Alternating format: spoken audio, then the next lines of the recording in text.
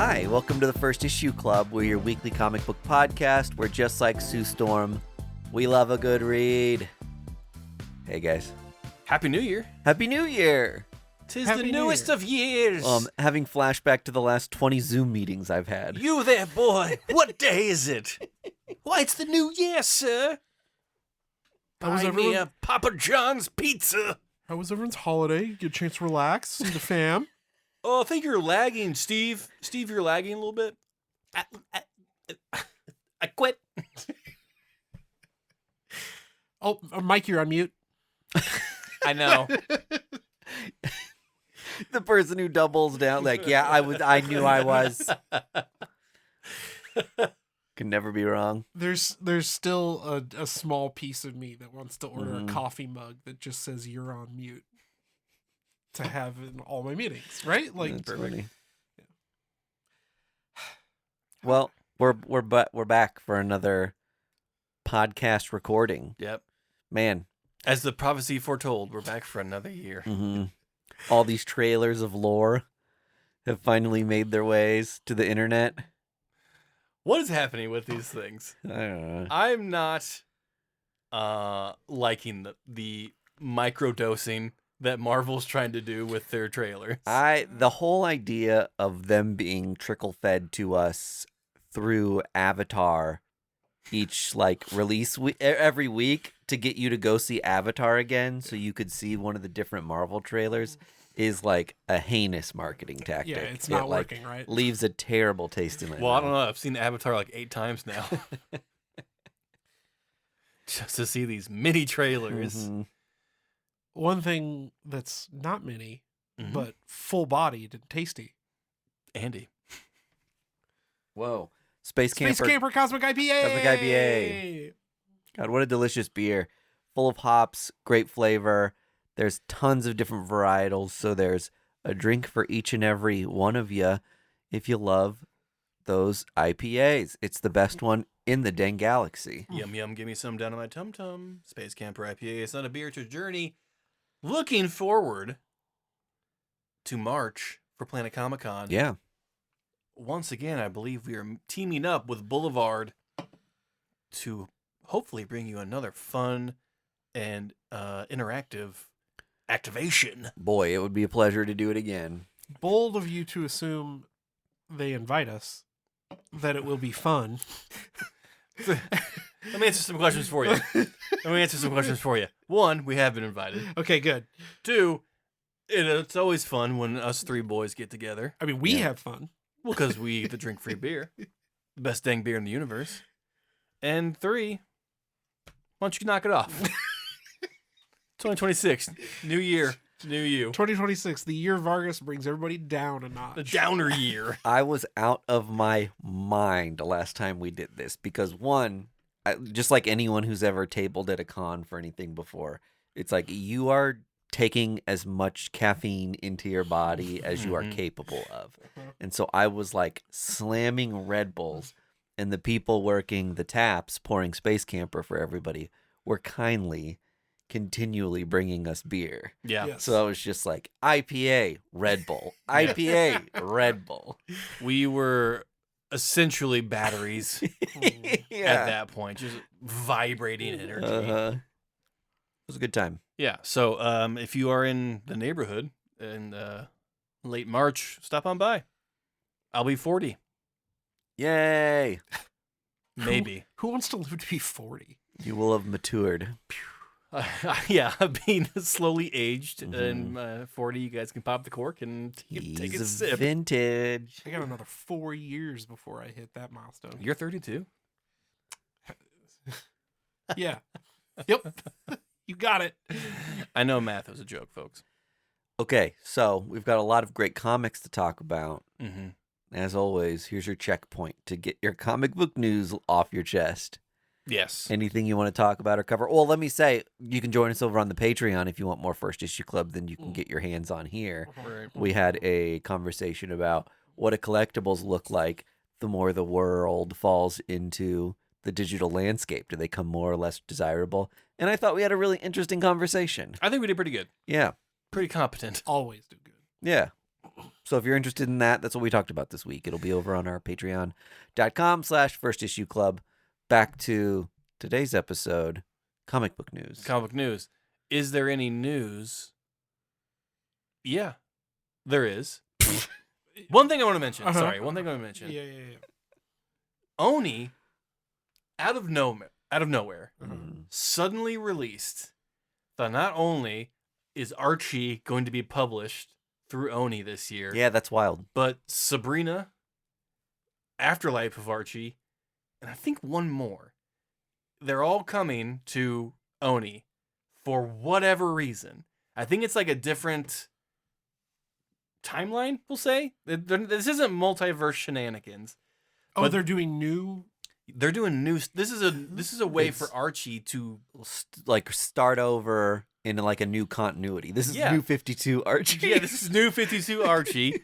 Jughead was on the time stream, just doing his things, eating hot dogs as fast as he can, Yeah. trying to be Joey Chestnut. And so now we are entering the Oni era. There's Booster Gold. Yeah, Damage. they're all there. The Maker, Uh-huh. everyone.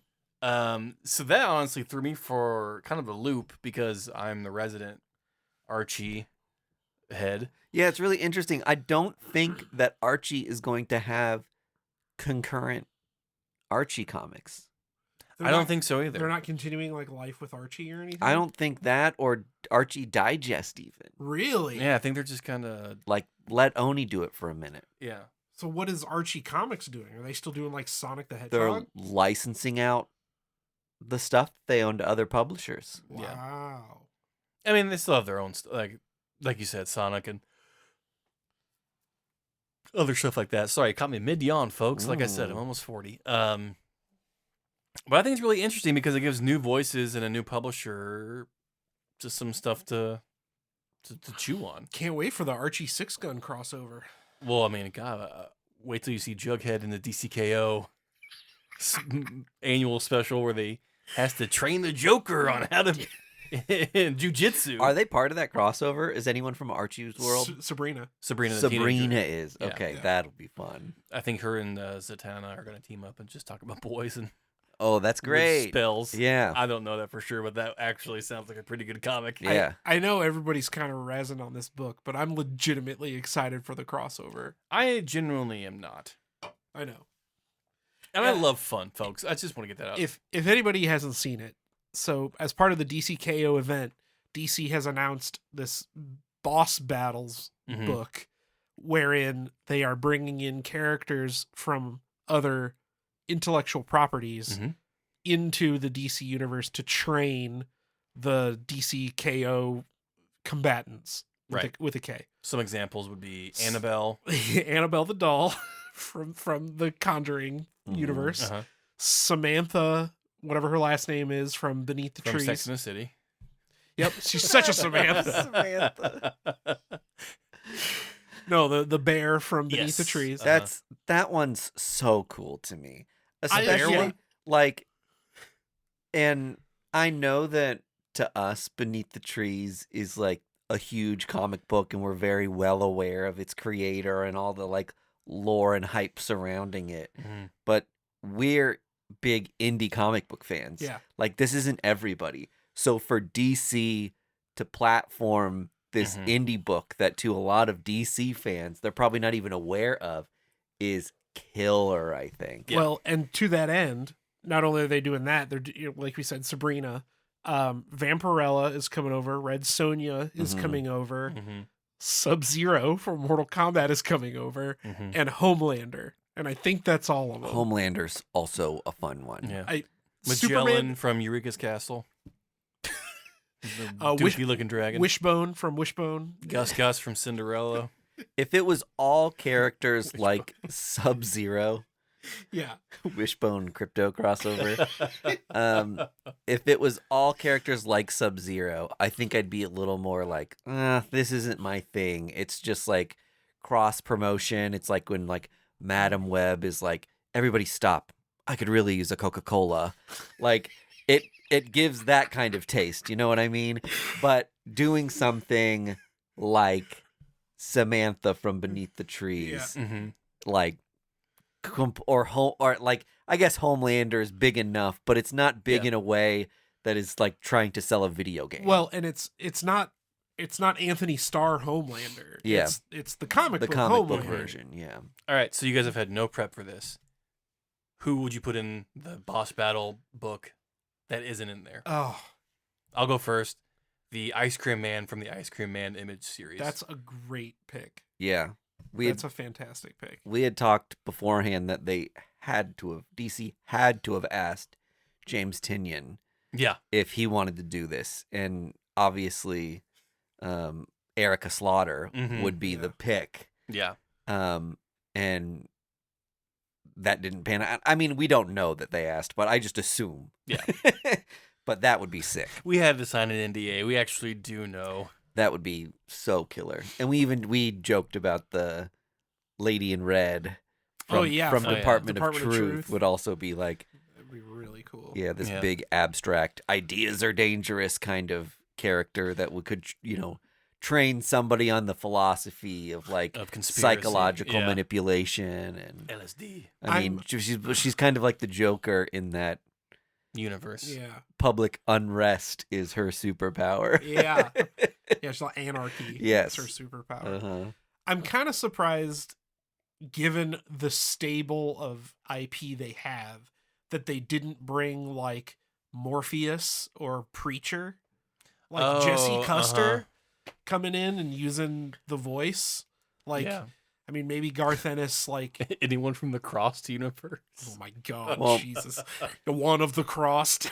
Since Vertigo is coming back, it would have been a good opportunity to, Oh, for sure. That's to what I mean. promote more Vertigo type stuff. Yeah. Yeah. The alien guy from Nice House on the Lake, Mm-hmm. you know. Resident Alien. Dude. Just doesn't want to be there. Yeah. Gru. Actually, you know what? I'm really surprised Spawn isn't in this. Legitimately. Oh, yeah. Mhm. That'd be a fun, like, secret character at the end. Just like, we've Yeah. been preparing you for him. Spawn's like, nah, fuck Yeah, this. I'm out of It'd be here. fun if it was a surprise. Would you be stoked if Hellboy was in it, Greg? Yes, I would. Yeah. Or Savage Dragon. Savage Dragon more so, maybe. That would be so dope. Mhm. Just because that seems more campy. Yeah. It's like maybe some minions. Mhm. Just throw in a handful of minions. I mean, at this point, like, I wouldn't be surprised if, like, the full cast of Tailspin came in and just was taking people out.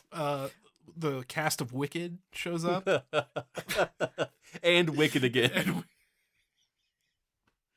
I know that there's the whole thing with like Superman needs to play the game Mhm. a little dirtier to end up with the end goal that we all want.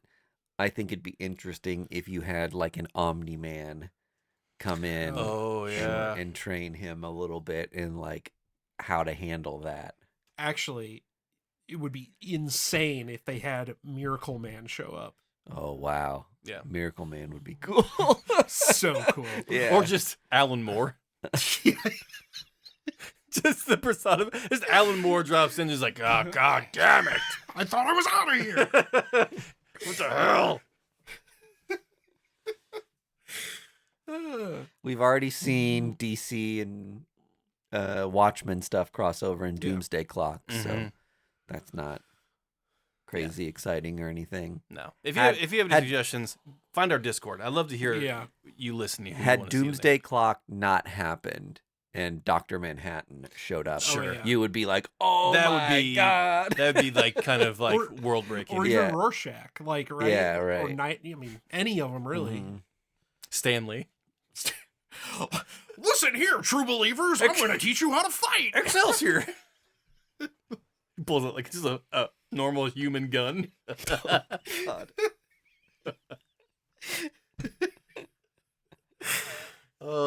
Shoots Detective Chimp. Oops. Looks like you get a no prize. He's coming right for us. You get a no prize. I thought these were blanks. Sorry to get on Stan's soapbox about it.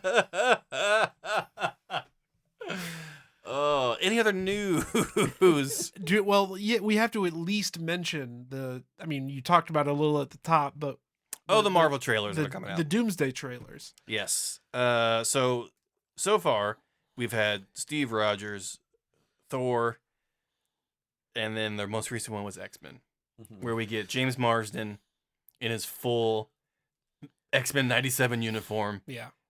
giving off the biggest optic blast that he possibly could, with Sentinels walking in the background. Hey, and a destroyed Xavier's Institute with... That fucking thing's getting destroyed all the time. I'm not so much worried about. Yeah, but I'm more jazzed about Magneto and Professor X. I'm more excited about the old James folks' Marsden finally getting his fucking roses here and being able to play Cyclops in a way that's profound.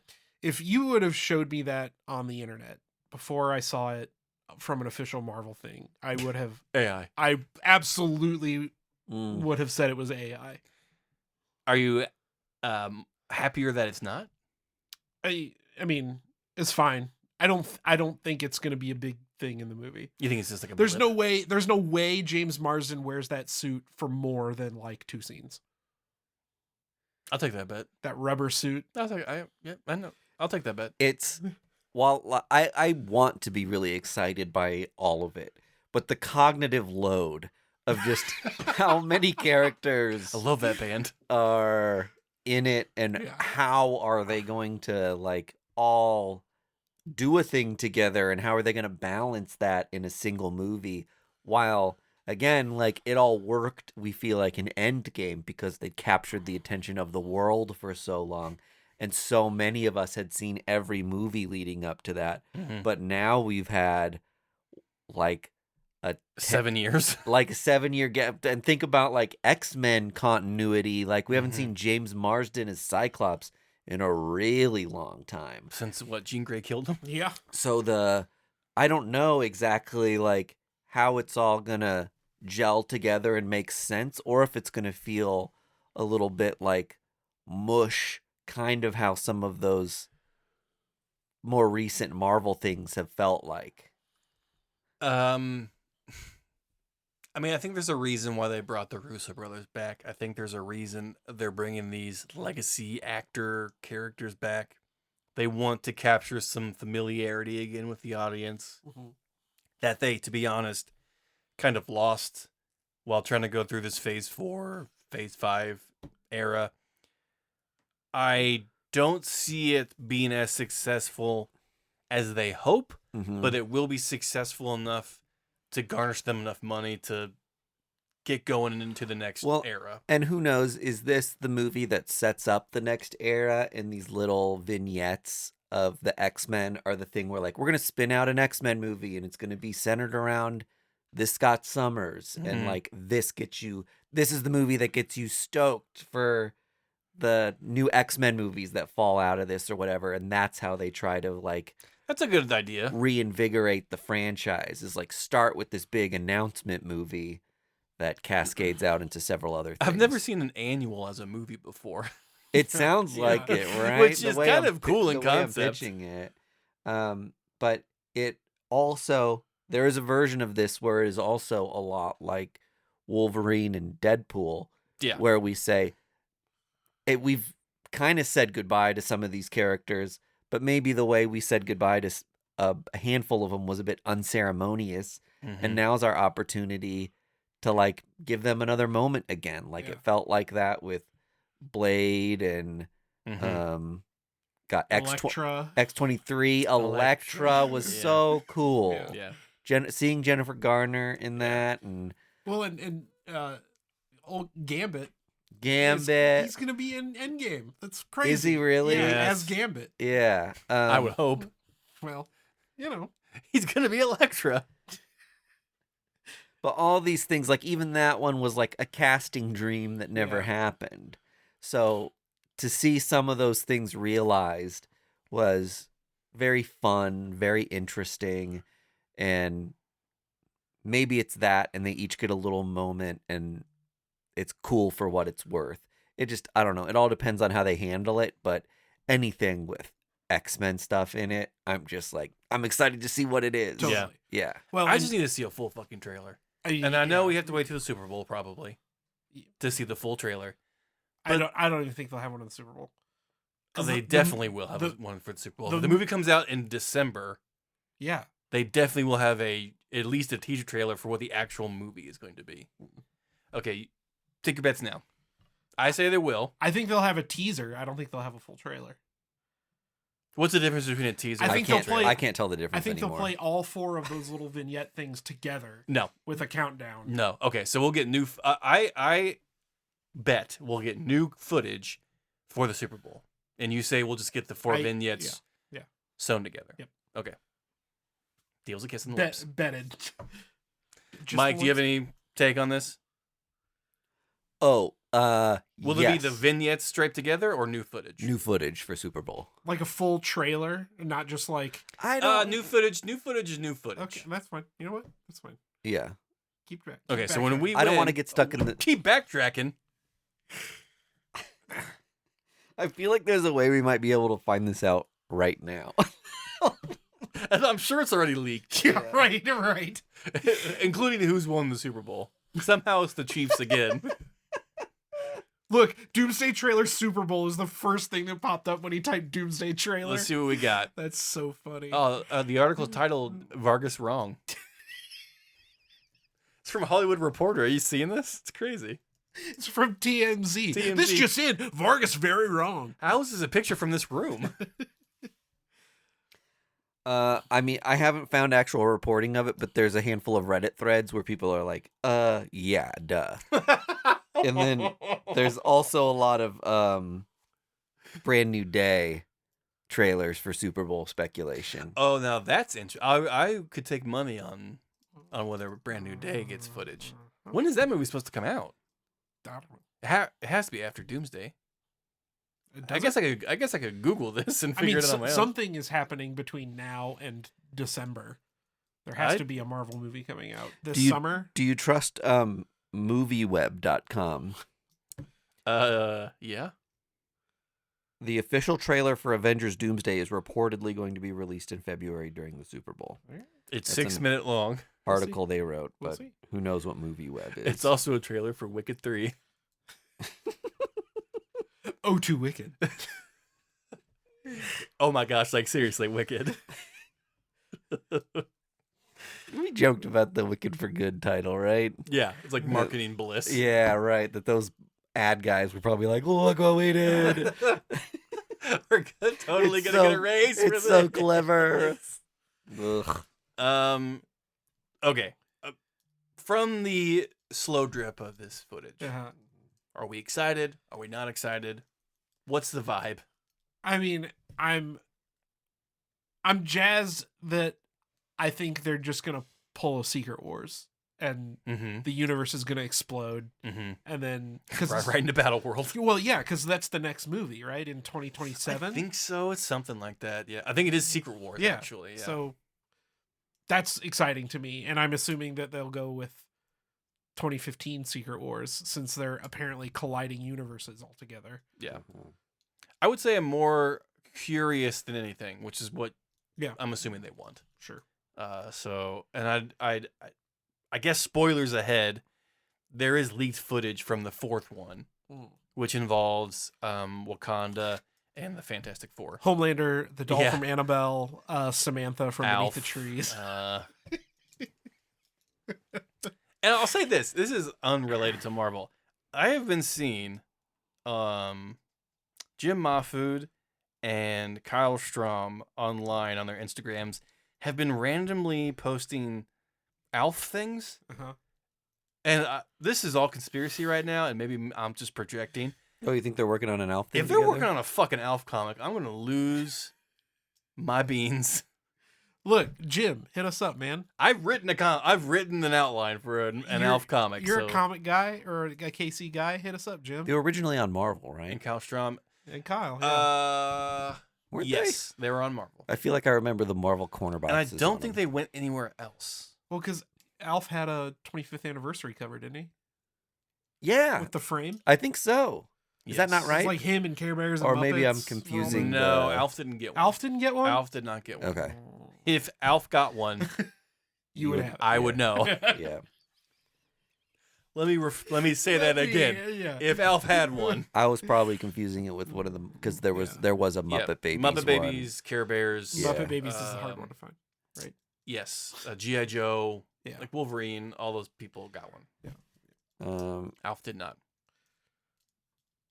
Yeah, so we've got, it looks like Avengers Doomsday is probably coming out in December this year. Mm-hmm. And then Spider-Man 4 doesn't have a date yet either, but everyone's assuming July Of 2027. of 26. Yeah. What? Comes out this year. In This one's- 6 months. Yeah. And then Secret Wars would be May 2027 or December 2027. I would assume December because And they then- did the same thing with Endgame and There's apparently an X-Men reboot in 2027. No way. not a chance. I love how Blade has just been swept under the rug. Yeah. Blade is gone. No way, I don't think that's happening. I don't either. Same thing, what about the Shang-Chi sequel? It got confirmed. I kept hearing that was going to happen. Is that this year? Oh, I don't know. I haven't heard any. Just two Marvel movies in 1 year? that's pretty good. I mean, I'll take it. Well, keep in mind It's low compared to what we're kind of used to, right? There's normally keep in mind, 3 we're or still 4. we're still getting Born Again season 2, Oh. the Punisher special. Mhm. What? Oh, yes. From, Okay. Sorry. Yep, so you're like, right. there's a whole bunch of Marvel TV stuff. That's Wonder still Man. happening. Wonder Man. Comes Right. out Oh my this god! year. Have you seen that final trailer? Yeah, it's awesome. It Mhm. looks that sold me. Yeah. When he smacked that table and all that stuff happened, I was like, oh, okay, I'm officially on board for Wonder Man. This Yeah. looks bonkers. Yeah, I think it's gonna be great. That comes out at the end of this month. Mm-hmm. All right. So to answer, I don't think I ever answered the question of like, am I excited by these Yes. trailers? More so than I thought I'd be. Excellent. I think that like even though it hasn't been that long, it got me kind of in my nostalgia feels about like going to the theaters on opening night and Yeah. seeing all those like movies. Like the movies since Endgame haven't felt the same. Monumentous. Yeah, and this one kind of feels like, oh man, maybe that'll be one where like I take the next day off work I take the Friday off and go to the late night Thursday showing and Mm-hmm. kind of do it big like I used to. Ball out with my Everything I homies. do it big. Seeing Doomsday, Avengers Doomsday. Ba-da-da-da-da-da-da. Okay. Anything else? Anything else? Not that I can think Well, of. the we saw we were talking about the release of like the top 10 trade sales yeah. on the Discord. Did Joe share that or something? Yeah. And they were all They're DC. all DC. Oh, for and, sure. And Scott Snyder is 3 of them. Just Scott Snyder wrote like 3 DC of them. had the best year. Yeah, They're of course. killing. Yeah. They're killing it. And I'll say maybe this was just superhero because I'm like you said, Dogman is Yeah. like normally the top selling. Well, yeah, they sold 5 million copies. Yeah. it's the Right. top selling kid book. Mhm. I mean, it's the top selling. The joke is all these are kid books. No. I'm an adult, Greg. I spend my adult money. On Dogman. I know too much about Dogman lore. Can we talk about these kid books? Yeah, let's Yeah, let's get let's into talk about comics. some kid books. You didn't read Ark M. No, Oh, you missed out. go ahead and Can spoil we talk away about though. it first? Can we Please talk about it first? Yeah. go. So this one features a character called Batman. The Batted And Man. I won't do the whole bit. So this is an absolute, I guess, a special, like an annual, like This one-off. this is an annual. an annual, This setup. but it came out the same year as the other annual. I think this setup. Oh, this is a What's gonna one-shot happen in- special, Yes. not an annual. Correct. Yes, this kind of set up what's going to be happening for Batman Absolute This year. Verse in 2026. Yeah. Mhm. Like who he will be seeing. But it's presented as a history of Amadeus Arkham. Okay. This universe is Yeah, architect. absolute Amadeus Arkham. Yeah. And he is jacked to the fucking nines. He's 18 feet tall. He's got 6 rows of teeth. And it's called Ark M. Yes. because instead of Arkham Asylum on land, it is like an Ark at sea that houses. It's like a supermax for criminals. Is that right? Yeah, sure. No, it's built on land. It's on land, but yeah, the thing is right. It Oh, okay. looks like it's by ocean here. It's by ocean. But Okay. I don't think this is Arkham. Is it? I don't know. I assumed, just given the title, again, I have not read this. Yeah. I just assumed, given the title structure and seeing some like water splashing on the cover, that like Arkham in this universe is out at sea to keep the dangerous people from. You know what it is? Because you know why? What happened at the end of this book? The old Arkham Oh, that's right. burnt down. Yeah, burnt down. Okay. So they're building a new one Yeah. Mhm. on the ocean. Yeah. That makes a ton more fucking sense now. Got it. Okay. We read this book. So in the book, it ties the previous issue of Absolute Mhm. Batman ties into this creation of Arkham. Okay. Or this version wherein you get this story of Amadeus Arkham with this boy and this patient and his like staff and all this stuff, and you basically find out that Absolute Joker was Mhm. raised in the asylum by Amadeus Arkham, which Mhm. is part of what makes him so crazy, and he is now in charge of. That was like the end of it, right? He's like in charge of Arkham. Yeah, so it happened to be that like the reason that Amadeus started this project, the asylum, is because his father died in the Civil War. Yeah, some more. His mom went crazy, killed his siblings in front of him, then killed herself. Yeah. And that inspired him to build a place where people can get better. Okay. And so along the way, we see kind of winks and nods to like proto Batman Gotham villains that we are seeing now. We see like a weird version of Two-Face. We see a strange version of the Joker, which probably inspired the absolute versions of the Joker, because the prototype was like the man who's always smiling Mhm. and like has long hair, and allegedly he escaped and become Jack the Ripper. Yeah. Like there's like that kind of stuff to it. Okay. It's all when I was reading that, I was like, oh, this is kind of fun and campy. If it like it feels like a what if Old West version of a book. It's just like, what if Gotham was in the wild, wild west? And it's just like you get these like kind of like weird altered versions of the Gotham villains that you know and Mhm. love. It's the artist who did the Deviant, huh? Yes. Yes. The paneling Joshua looks Hickson. killer. It's this artwork made this book so much better because it's so spooky. so and yes, creepy. it's like dark and there's like it seems like everything in this book happens right out of reach of a fireplace. Yeah. Like it's lit Yeah. in such a way. Joshua Hickson is that his name, right? Yes. Mhm. The like king of dead eyes. And there's a lot of Yes. dead eyes in this Uh-huh. book. A lot of dead Like, eyes. So good at that like vacant, scary stare. And so we get this Amadeus who is getting ready to sell Arkham. He's done all he can. New research and new buildings have been built that can do what he did initially better. Mhm. So he's just getting out of the game and, you know, hanging up his holsters and his Mhm. stirrups and saying, you know, other people can do it better. And we find out that the young boy he kind of befriends or takes on as his son that was Mhm. like left on his doorstep covered in blood is the absolute Joker. Like Okay. he kind of manipulated this old man into thinking he's just like this little boy who's just like a normal little boy, but like he's like just like sadistic minded He's like, Chucky character. he's like orchestrated a breakout and like drove the man who smiles crazy and Okay. And killed Yeah. him. Like you can kind of see the building blocks of this psycho that we have now. Yeah. And additionally, it turns out that Absolute Joker purchased Arkham Asylum, drove Amadeus crazy in revealing that he's still alive. Yeah. Amadeus basically kills himself by setting himself on fire and the asylum on fire. Jesus.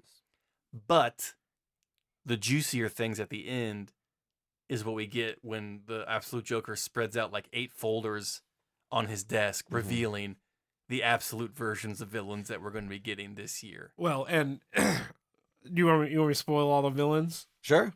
So the list he has is Kirk Langstrom, that's Man-Bat, Pamela Isley, Poison Ivy, obviously, Hugo Strange, Jonathan Crane, that's Scarecrow, Basil Carlo, that's Clayface, and Jervis Tetch, that's Mad Hatter. Mad Hatter. And then... hold on, because you're going to get to the end one. But No. There's one we didn't talk about. That's all of them on the... The Elliott family. Oh, yeah, the Elliott family owns the orphanage. Owns the orphanage and was like a donor to the asylum, which leads into Hush. Absolute Hush. Oh no! Funny. Hush 3, it's Gonna happening. be an absolute hush. How funny! And so after you get this panel of all these villain names, Absolute Joker hits a biome release button, which opens doors to all of these villains. See Man-Bat coming out. And and biotics of Pam. I assume that's Clayface. Well, Clayface. Oh, Clayface. Well, is that clay or is that like plants? And yeah, shit? because Pamela, but she's in her own biome. She's in her own biome, but that's what I'm saying. He opens that button on all of them. Oh, okay. And then the big reveal at the end is Absolute Deathstroke is hired by Absolute Joker to hunt and kill Absolute Batman. Like he's the end game. Yeah, he's like he wants these lesser villains to kind of just like test the Batman in different ways. And Absolute Deathstroke is going to be the one that's alluded to, going to be the one that has to take down Beefy Bat. Yeah. Have you seen? There's a video that kind of went viral in the comic sphere of this guy being like, DC is making an absolute version of you, and it's you, but you're like so jacked, and you're gonna be like a crazy version of you. They made an absolute you. It just keeps like riffing on this like absolute you that is like experiencing this stuff and going fucking crazy. It's very funny. I'm trying to think of what the absolute version of Greg would be. You'd be 45 feet tall. I just have like really big feet. I have like really huge feet, and I just make a career out of it. I have like a really good foot career. Just showing off. You're gonna be the Toho, the famous Toho. Yes. Toho. That's right. Come suck on these piggies. God damn. Oink oink. Is that my signature That's your line? catchphrase. Yeah. We're all gonna get oink oink tattoos because we're huge Absolute Greg fans.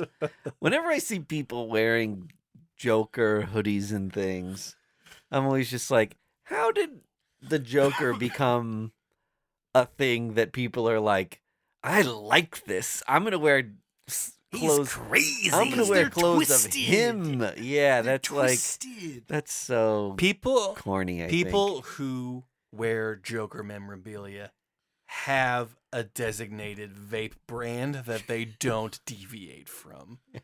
They have a flavor. And if you get the courage to ask them, they'll tell you. Probably also ICP fans. I'm a strawberry jasmine guy through and through. Probably ICP fans is right. Yeah. My thing is like, I think my assumption would be that these people maybe don't read the comics and are a little more like, I like the imagery of the Joker because I know he's like fucked in the head and like well, that's... of course. It's also like there's lawlessness to him. Uh-huh. Right? Like I think deep down people think that what the Joker is doing is technically right because they think the Joker is trying to create an even playing field. They try to associate it with Magneto and the Joker. Those are two different ideologies, to be fair. Well, and I think that to the movie, especially the Christopher Nolan movie, gives Heath Ledger's Joker a motivation that maybe makes him a little bit like a God, he's terrible, but I like He's the 99%. Yeah, but you kind of like see a little bit of there's enough of him where you're like, ooh, I see a little bit of myself in that, and that's scary. There's some humanity there. There's some humanity there. Whereas in the comic book, he's like a full-on cartoon character, completely demented, like wants to let chaos, like doesn't really have a motivation for the chaos. Yeah. You know what I mean? When I was a boy, my dad bought me a Care Bear. But it wasn't the one that I wanted. He didn't have a pot of gold on his belly. It was the frowny one. So I stabbed my father with my G.I. Joes. Are we all doing? No, only one. I was born in the darkness. Mike, you got a good Batman villain impression? No, I don't think I do. Rachel! Yeah. Where is she? Where is she? Mm-hmm. That's your Batman Minute with the first issue Club Boys. Do yours, Mike. Oh, I was gonna say he just did his impression. What do you? I read Carmen Red Claw #1 on Dark Horse Comics. The popular Hellboy character. Lately, this is from the world of Hellboy comic, and lately these have been on an imprint called Curious Objects. Home to President Crow. Yes. Yeah. President Crow. Our good friend President Crow. And Lower taxes. this is one of 3, so low investment and a really fun read, I thought. This character, Carmen, is a like supernatural gun for hire and kind of goes through the West and takes care of like, there's a chupacabra plaguing my farm and it's killing all my livestock. She'll go call Carmen and kick some ass. And there's a lot of these like little creepy familiar type characters. Like there's little animals and critters that kind of talk or chatter, and it's unclear whether just she can hear them or if like everyone can in this universe. That'd suck. But oh my god, shut up everyone. Yeah, just like talking with this lizard. But she has like a lizard on her shoulder that's like speaks to her. Real hoot is kind of like was the god of lizards and like has this big ego, but it's just like a little pea-sized lizard that's kind of beholden to her, and it's constantly like, kill that man. And she's just like, we're not there yet, little lizard demon. Very Mulan vibes. Yeah. So there's a handful of like cool things going on here. And they've already set up a little bit of like background that she's got this like familial relationship with these characters that have either like become demons or like now inhabited by these like as these supernatural creatures that she has some history with. She lives on this big ranch, Red Claw Ranch. Not Red Claw, sorry. Oh yeah, Red Claw. Yeah. For a second, Never doubt yourself. For a second, I was like, I thought I said White Claw. No, you're just kind of thirsty. Yeah. But people come to her and know that she's someone who can take care of these sort of things, and that's very rare in this world. It's set in like the 1870s in New Mexico, so kind of rough country. Sure. And big country. I don't know. They don't really get into this, but given the name Red Claw and the character's depiction, I'm assuming she's a Native American character. Who wrote it? Sorry. Okay, so this was written by Ray Allen, not the basketball Ray Allen. Damn it. R-A-E. Okay. And Mike Mignola is also credited as a writer, but I don't know if that's just because, hey, it's my universe and my world. I don't know that he actually wrote any of this. I think a lot like Tunyon and his stuff is like he gives a big, broad idea to his like creative staff, and it's just like, stay in these parameters, but do whatever you want. Do whatever you want to do, yeah. And it also probably doesn't hurt to sales. Yeah. For Mike Mignola's name right to be totally. like the first one on every thing related. And to looks like he did the cover probably. I feel like he does all the covers. Mike Mignola, hasn't lost. I love his style so much. Yeah. His use of black is just like unreal. That book looks so good. Yeah, I'm gonna have to pick this up. Yeah. Look at that weird looking baby. I know there's this like demented baby that's like kind of a part of the narrative that is always visiting these places where things go haywire. You kind of like piece together throughout the course of the story.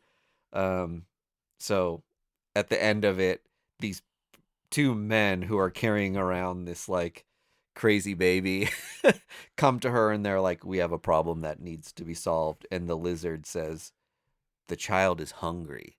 So I think the lizard is attuned into this baby maybe being the cause of the evil. So we'll see. Cool. 3-issue mini. Fun, easy, breezy read of a first issue. Like if you like Westerns and occult stuff, like totally up your alley. Even if you don't necessarily, it's just a really fun, easy, like breezy read in the Hellboy universe. So hell yeah. Big recommend from me. I am always a big fan of Hellboy and BPRD additional lore material. So I'm always eager to pick that up. I would be remiss if I didn't mention that. Those sites like Humble Bundle and Fanatical always have sales every 3 months that like collects these huge volumes into one like $20 bundle, and that's like a phenomenal way to kind of catch up on the series and outline material. So always check those sites for some cool stuff. Heck yeah. Last one I read. It's another Bad Idea book because they're finally in stores and I can purchase them. Hank Howard, Pizza Detective in the Two Hollywoods. This is Robert Venditti and David Lapham. So all-star creative team here. Given the title, I was sort of expecting this to be kind of a goof 'em up. And it's only a goof 'em up in like title and setting alone, in that he is a detective who is hired by a pizza company to investigate pizza-related crimes. And by pizza-related crimes, someone has stabbed the little Caesar in the back. So he works for a company called Big Caligula, which is very funny to me. But he is hired by head office to investigate why a pizza boy is taking twice as long on all his orders. And again, given that setup, you're like, oh, this is going to be like a goofy book where this like hard-boiled guy hunts down, stoner kids or something. But no, he like stumbles across a legitimate like drug smuggling operation and gets sent on like a legitimate investigation. I feel like Robert Venditti does this sort of thing with a lot of his comics that feels like a Coen Brothers movie. Yeah. Yes. In that the situation is humorous, right? Yeah. Like you look at a lot of their movies and it's like a serious man like is this like drama that kind of gets you invested in all this stuff. But when you take a step back and look at like what was the full picture here, you're just like, man, that was silly. Or like at the end of like Burn After Reading, it's like, what was any of this for? And they're like, I don't know. Just throw the file like over it there. just like wound up to this like punchline at the end that you're just like, huh. Yeah. I see humor. Yeah. But there's like something really enjoyable about that kind of story. Yeah. It was a nice, like, sometimes these noir stories get like a little heavy or like wordy or something. A little noir-y. Well, yeah, like they get like bogged down just in their setting and like there she was entering my office like a gust of wind on a Sunday morning. Yeah, but like like not everything has to be that serious, and I think this is the perfect like exemplar of that, wherein the situation is goofy, but the story that's being told is very serious and well written. Yeah. So it very much felt like a Coen Brothers movie. That's very it's like very Fargo. Yeah, sure. Very Fargo, babe. But it's a lot of fun. I have a really hard time like saying I recommend it because it's a $6 book, and I got to the end with like no answers. Like at the end, he's like, "Guess I'll check out California," because he gets put on leave because he gets through this big action scene, and so like, the mayor's riding my ass. Hank Howard, you're on vacation. You're out of here. Yeah. Lay low for 6 months. So I mean, it was a good first issue, but like for $6, man, I was kind of expecting a little bit more. But Also, I believe this is the second story in the Hank Howard line of books. it might be They published one, I think, last year. okay. There might be a series of number ones. Yeah. I would believe it. So Hank Howard has gone on many Pizza-related adventures. pizza-related adventure. But yeah, I mean, it's a cool book. I guess if like noir detective stuff is like right up your alley, you'll probably get a kick out of this. Yeah. So. Yeah. Cool. Hell yeah, dude. All right. 3 good books this week. We did it. And what a variety to choose from. I mean, these 3 couldn't be more different. So, True. like we say every week, there's something for everybody. There's in a the comic book out there for you. You just gotta go find it and take a chance on some things. And you're supporting art and artists when you do it. So no need to stress too much about it. Go into your local comic book shop and try buying some comics. Maybe some of the fine books that we talked about today. We're always here for you. That's right. Have a good one, guys. We'll see you next week. Bye. First Issue Club podcast is brought to you by Boulevard Brewing Company, the people responsible for our favorite drinks, the Space Camper Cosmic IPA family of beers. Our show is edited and produced by our hosts Mike DeStacy, Greg Lichtig, and Andy Vargas. You can find us on social media at First Issue Club, and you can join the supporters who keep our humble podcast going on our Patreon at patreon.com/firstissueclub.